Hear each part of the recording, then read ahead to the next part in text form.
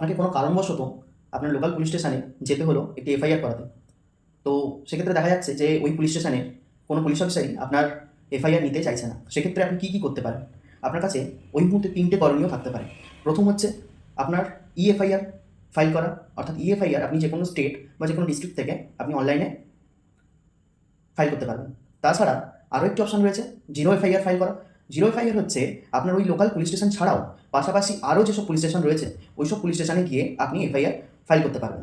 এসবের পরেও দেখা যাচ্ছে যে কোনো পুলিশ স্টেশনই আপনার সহযোগিতা করছে না। সেক্ষেত্রে আপনি কী করতে পারবেন? 156 সিআরপিসি এবং 175 বিএনএসএস এর আন্ডারে আপনি ম্যাজিস্ট্রেটের কাছে ডাইরেক্ট একটি রিটেন কমপ্লেন দিতে পারবেন ওই এফআইআরের ভিত্তিতে। তাতে কী হবে? আপনার ওই এফআইআর যে কোনো পুলিশ স্টেশন আপনার নিতে বাধ্য থাকবে এবং একই সাথে ওই এফআইআরের পরিপ্রেক্ষিতে একটি ইনভেস্টিগেশন শুরু করবেন। এই ধরনের লিগ্যাল অ্যাডভাইস পেতে হলে আমার চ্যানেলটি ফলো করুন।